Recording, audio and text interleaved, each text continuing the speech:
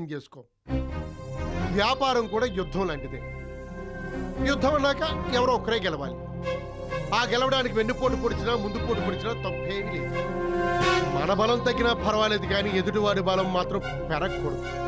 ఇది యుద్ధనీతి, రాజనీతి, వ్యాపార నీతి కూడా. నా బిజినెస్ లో అడుగడుగున అడ్డు తగిలిన వాడిని పడగొట్టడమే ధ్యేయంగా పెట్టుకుని ఎంత ఎత్తుకు ఎదిగిన వాడిని బాపినేని బిజినెస్ సర్కిల్లో ఎందుకు ఎదిగినిస్తాడా? అంత మంచి ఉద్దేశం ఉన్నప్పుడు ఏనాడో తొక్కేయాల్సింది. తొక్కేయడానికి వాడేం వానపాం కాదు, 1000 పడగల నాగుపాం. నాగుపాం పడగల్లో విషం ఉంటుంది, కానీ వీడి పడగల్లో మానవత్వం, దయ, కరుణ, జాలి అన్నీ ఉన్నాయి.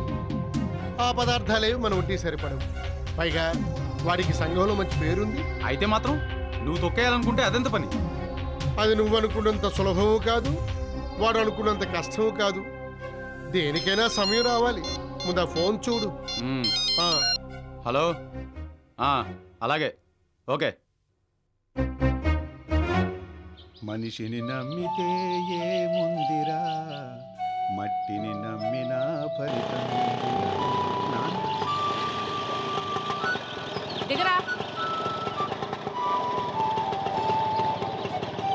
అప్పుడే వచ్చేసింది. ఎవరు చేసిన కర్మ వారనుభవించక ఏరికైనను తప్పదన్నా, ఏనాడు ఏ తీరు ఎవరు చెప్పగలరు. ఆపండి. ఆపండి. నేను ఇంట్లో లేకపోతే మంచి హుషారుగా ఉన్నట్టున్నారు. అయ్యో, భార్య పెట్టి మోసుకొస్తుందే, కాస్త సాయం చేద్దామన్న జ్ఞానం కూడా లేదా? ఆహా, గేటు దాటి లోపలికి వచ్చావు. 2 అడుగులు వేస్తే గుమ్మం, మరో 2 అడుగులు వేస్తే గది. ఆ మాత్రం మాకు తెలియదని. అబ్బా నాన్న, ఈ బస్ లో రావడం చాలా చికాగ్గా ఉంది. అలాగా?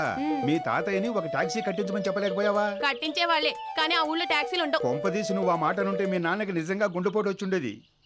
ఎంతసేపు మా నాన్న ఆడిపోసుకోవడం తప్ప వేరే పని లేదా మీకు? అబ్బా ఆపండి, ఈ ఏజ్ లో కూడా గొడవలేనా? అది సరేగా నాన్న, అక్కేది? ఓరి వెదవా, నువ్వు కూడా నాకు చెప్పేవాడివే. వెళ్ళు, లోపలికి వెళ్ళు. థ్యాంక్స్ అక్క. అక్క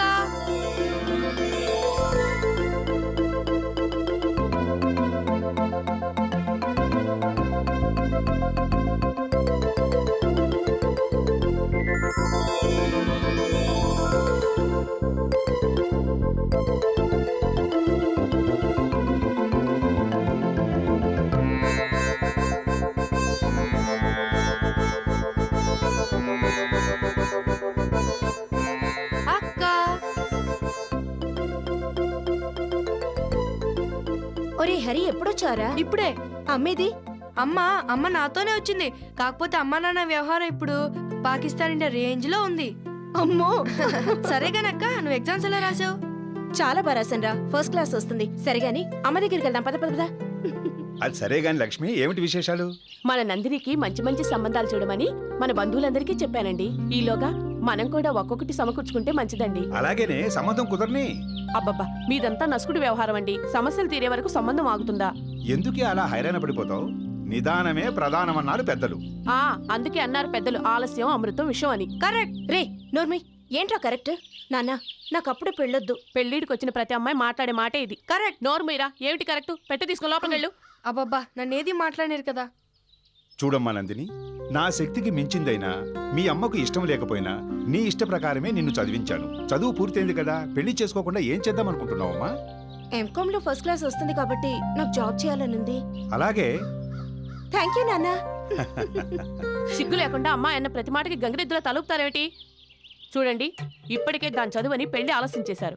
ఇంకా ఆలస్యం చేస్తే నేను చూస్తూ ఊరుకోను. అలాగేనే, అమ్మాయికి నేను నెమ్మదిగా నచ్చ చెప్తాను కదా. దానికి ముందిద్దరు వెనకిద్దరు పుట్టిపోవడం వల్ల కాస్త గారాబం చేశాం. నెమ్మదిగా నచ్చ చెప్తే అదే వింటుంది. సర్లేండి, మీ ఇష్టం.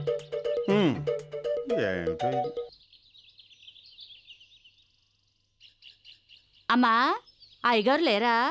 లేరే, ఏదో సంబంధం చూడ్డానికనే వెళ్ళారు. ఎందుకమ్మా ఈ వయసులో అయ్యగారు ఒళ్ళు గుల్లసేసుకొని తిరగటం, ఆ పనికి మళ్ళీ చేత మాటలు పట్టం? ఏమైంది? ఆ పక్క వీధిలో పరమేశ్వరం గారి కూతురికి ఏదో సంబంధం కుదిర్చట. పెళ్ళైన తర్వాత ఆ అబ్బాయి తాగుడు నేర్చుకున్నాడంట. అందుకని అయ్యగారు డైరెక్ట్గా అనలేక వెనకమాల ఆడిపోసుకుంటున్నారమ్మా. ఆయనకి అలా కావాల్సిందేలే. ఈ అక్కలేని పనులన్నీ ఎందుకు? హాయిగా ఇంట్లో కృష్ణారామ అంటూ కూర్చోక కలిసి వచ్చేదా ఏమన్నా? భలే మంచి రోజు, పసందైన రోజు. ఏం రంగమ్మా, బాగా తోముతున్నావా? అబ్బా, సిగ్గు సిగ్గు సిగ్గు బెంగాలీ సిగ్గు. రంగమ్మా, నీ సిగ్గు చూస్తుంటే నా వయసు 25 ఇయర్స్ బ్యాక్ పోయినట్టు ఫీలింగ్ కలుగుతోంది. ఆ, కలుగుతుంది కలుగుతుంది. ఓసారి లోపలికి వస్తారు. ఆ? ఆ, ఆహా.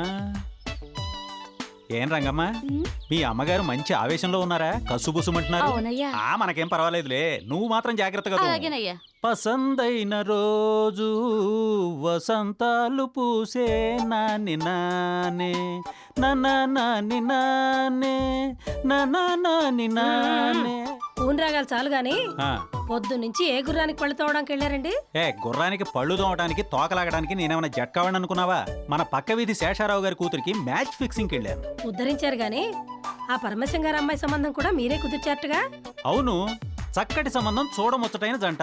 అది సరే గాని వాళ్ళ గురించి నువ్వు అడుగుతున్నావేంటి? ఏం లేదు, వాళ్ళు మీకేదో సన్మానం చేయాలనుకుంటున్నారు. సన్మానమే? ఎప్పుడు ఎక్కడ డేట్ ఫిక్స్ అయిందా? ఓయ్, కళాభారత్ అయితే బ్రహ్మాండంగా ఉంటుందని చెప్పి వాళ్ళకి చెప్పు. కళాభారతి, రవీంద్ర భారతిలో చేయరండి ఇలాంటి సన్మానాలు. మీరు ఎప్పుడు ఎక్కడ దొరికితే అక్కడే. ఏమిటే నువ్వు అనేది? ఏముంది, పెళ్ళయ్యాక అబ్బాయి ఏవో చెడుల వాటలు నేర్చుకున్నట్ట, అందుకే ఈ సన్మానం. ఓహో, అలాంటి సన్మానమా? చూడు పార్వతి, పెళ్లి చేసేవరకే పెళ్లి పెద్ద బాధ్యత. ఆ తర్వాత వాడు తాగి తందనాలాడితే మనకేమీ పూచి లేదు. అంతెందుకోయ్, మన విషయం ఏమిటి? పెళ్లి చూపులప్పుడు నిన్ను చూపించి ఏం చెప్పారు? మా అమ్మాయి అమాయకురాలు, నోట్లో వేలు పెట్టినా కొరకలేని అమాయకురాలు అన్నారు. కానీ తర్వాత ఏం చేసావు? శనివారం అని కూడా చూడకుండా నా మెదడు తినేయటం లేదా? అయినా మీ వాళ్ళ మీదకి నేను యుద్ధానికి వెళ్ళానా? చాలండి మీ వెటకారాలు మీరును. నేనే గనక గయ్యాళ్ళైతే మీరు ఈ పాటికి నోరు మూసుకుని ఇంట్లో పడుండేవారు. అయితే నేను బయటికి వెళ్లకుండా ఇంట్లో కూర్చొని అంటు దోముకోమంటావా? దానికి మన బెంగాలీ పని మనిషి ఉంది గాని, ఇదిగో మీకేమీ తోచకపోతే హాయిగా ఇంట్లో కూర్చుని 4 పిల్లల్ని పిలిచి చక్కగా ఐలు నేర్పించుకోండి. అంతేగాని ఇలాంటి దెబ్బలు తినే కార్యక్రమాలు ఏవి పెట్టుకోకండి. చాలేవే నీ చేదస్తాం. నేను ఓడగొట్టిన మంచం కోళ్ళ ఇంట్లో కూర్చుని ఆ, ఆ, ఈ అని నేర్పించుకుంటూ కూర్చుంటే చూసే వాళ్ళకి నేను ఓల్డ్ మ్యాన్ లా కనిపిస్తాను. But I'm always a teenaged boy. ఓహో, అయ్యా రాఘవరావు గారు. ఓ, ఏమాయ్ బాగున్నావా? పద వెళ్ళి మాట్లాడదాం. నమస్కారం రాఘవరావు గారు. నమస్కారం సన్యాసిరావు, బాగున్నావా? ఏదో మీ దేవల క్షేమంగానే ఉన్నాం. ఆ, పెళ్ళవదేమో అనుకున్న మా అమ్మాయికి ఆ? మంచి సంబంధం చూసి పెళ్ళయ్యేటట్టు చేశారు.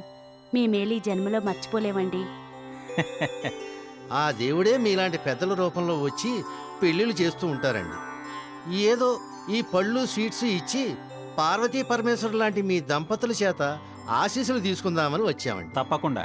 ఏయ్, ఉమ్, నువ్వేమో నా మీద అవాకులు చవాకులు మాట్లాడుతుంటావు, ఉమ్, కానీ ఈ రాఘవరావు గురించి టాక్ ఆఫ్ ది టౌన్ ఈ విధంగా ఉంది. ఉమ్. ఏ సన్యాసిరావు, నీ కూతురు పెళ్ళైపోయింది, ఓకే. ఇంకా మీ ఏరియాలో అమ్మాయిలు గానీ అబ్బాయిలు గానీ ఎవరైనా ఉంటే సంబంధం నేను కుదురుస్తాను. ఇదిగో 1000 అబద్ధాలు ఆడి ఒక పెళ్లి చేయమన్నారు, కానీ నేనన్న అబద్ధాలు ఆడక్కర్లేదు. జస్ట్ 2-3 అబద్ధాలతో మ్యారేజ్ చేసేస్తాను. అలాగే సార్. ఆ, మరి సరే, మేము వెళ్ళొస్తామండి. ఓకే, వెళ్ళండి. విన్నావు కదా, ఆ, ఇది మన ఫాలోయింగ్. ఇది పట్టుకో, లోపలికి నడు. సర్లేండి. ఆ,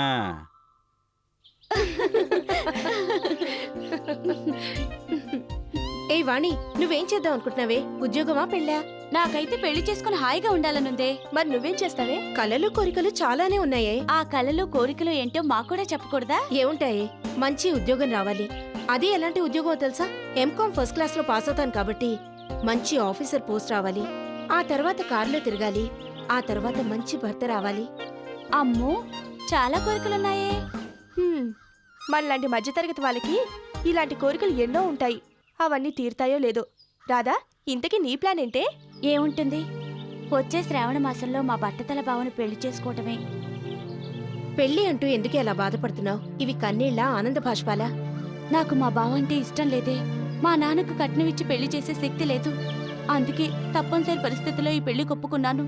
అందుకే అప్పుడప్పుడు ఏడుపులో నవ్వు, నవ్వులో ఏడుపు ప్రాక్టీస్ చేస్తున్నాను. సారీ, నేను బాధ పెట్టాను. బొంబాయి ఎయిర్పోర్ట్లో సార్స్ రోగి, ప్రయాణికుల భయభ్రాంతి, పైలట్లు విదేశాలకు వెళ్ళమని సమ్మె. ఏమిటో ఈ సార్స్ రోగం, ఎప్పుడు లేని వింత వింత రోగాలు వస్తున్నాయి. అవును, బొంబాయి గుర్తుకొచ్చింది. పెదబాబు ఎలా ఉన్నాడో ఏమిటో. ఫోన్ చేసి చాలా రోజులైంది, ఒకసారి మాట్లాడితే పోలా?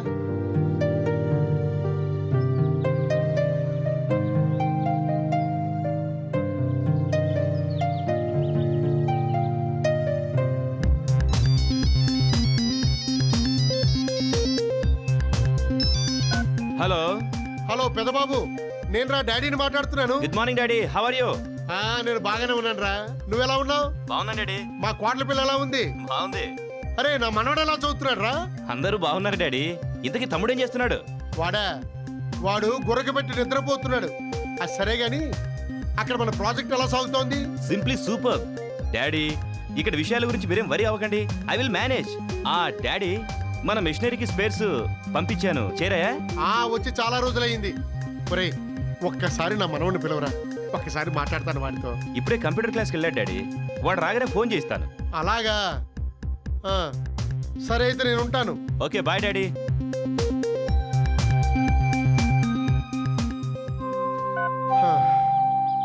ఇంత చిన్న వయసులో వాడి కంప్యూటర్ క్లాస్లా? ఈ చదువులు ఇంతేనేమో. ఏది ఏమైనా మా తాతగారితో మాట్లాడే ఛాన్స్ మాత్రం పోయింది.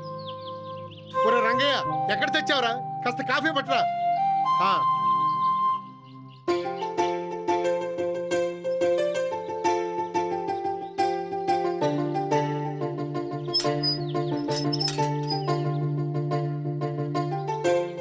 ఏమ్మా సీత, ఎన్నో నెల? 8వ నెల బామ్మగారు. ఆహా, ఆరోగ్యం బాగుందా? బాగుంది. క్రమం తప్పకుండా మందులు వాడుతుండు. తొలిచూరు కదా, జాగ్రత్తగా ఉండాలి. రేపు కోవా చేసి తీసుకొస్తాను, 2 బిళ్ళలు తిందు గాని. అలాగే బామ్మగారు. అబ్బాయి ఇంకా రాలేదా? ఇంకా రాలేదు, వచ్చే టైం అయింది. అదిగో వచ్చేసారు.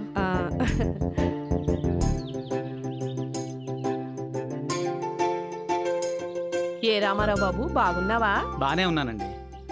నీ ఆరోగ్యం జాగ్రత్త అమ్మా. అలాగే బామ్మ. జాగ్రత్తగా చూసుకో బాబు. అలాగే. వస్తాను. మంచిదండి.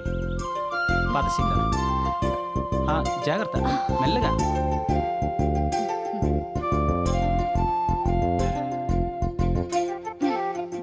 జాగ్రత్త.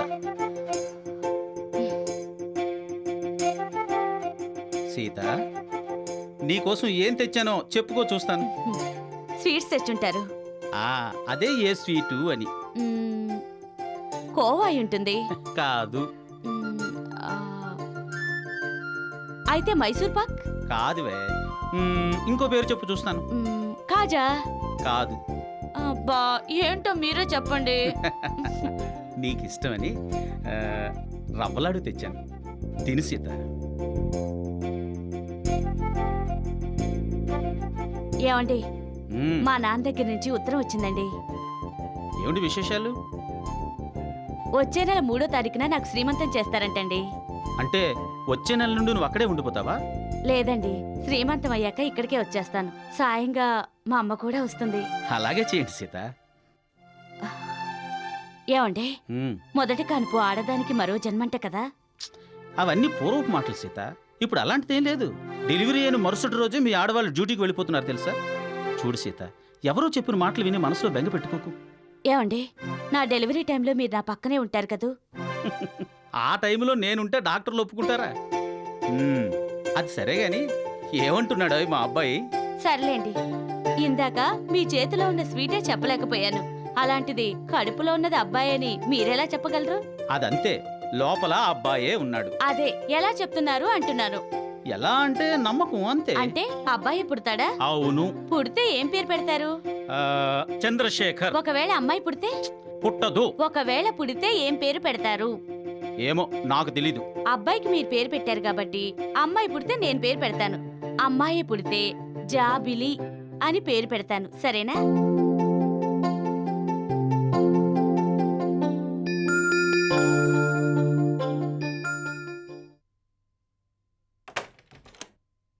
Excuse me sir.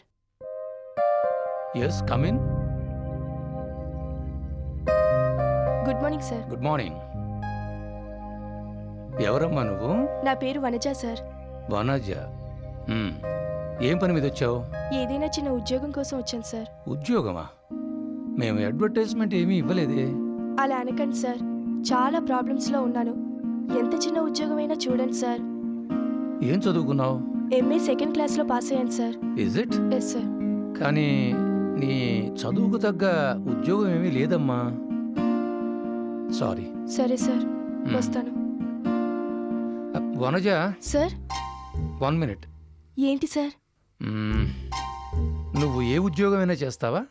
చేస్తాను sir. Please be seated. Thank you sir.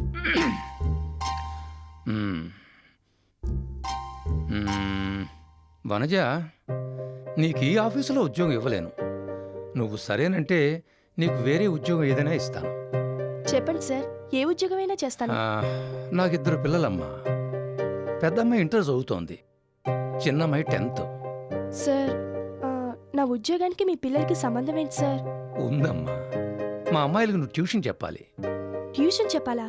అవునమ్మా, ఆడపిల్లలు కదా, ట్యూషన్ కోసం బయటికి పంపించడం నాకు ఇష్టం లేదు. ఇది వరకట్లో మేడం గారు ఇంటికొచ్చి మరీ చెప్పేవారు ట్యూషను. ఆవిడికి నేను 2000 ఇచ్చేవాడిని. నువ్వు సరేనంటే ఆ 2000 నీకు ఇస్తాను. 2000? ఏం చాలదా? పోనీ నీకెంత కావాలో చెప్పమ్మా. రోజు నువ్వు సాయంత్రం 5 గంటల నుంచి 7 గంటల వరకు ట్యూషన్ చెప్తే చాలు. మీ ఇంటి నుంచి నువ్వు బస్సులోనైనా రావచ్చు, ఆటోలోనైనా రావచ్చు. మా ఇంటి నుంచి మాత్రం మా డ్రైవర్ నిన్ను కారులో డ్రాప్ చేస్తాడు. ఓకే? అలాగే సార్, తప్పకుండా చేస్తాను. నన్ను ఎప్పటి నుంచి రమ్మంటారు? నీ ఇష్టం, ఎప్పటి నుంచినా రావచ్చు. ఇప్పుడు నేను తీసుకెళ్లి మా ఇల్లు చూపిస్తాను. అలాగే sir. Thank you very much. No, నేనే నీకు థ్యాంక్స్ చెప్పాలి. ఎందుకు సార్? నువ్వు సరే అన్నందుకమ్మా. పద. ఓకే.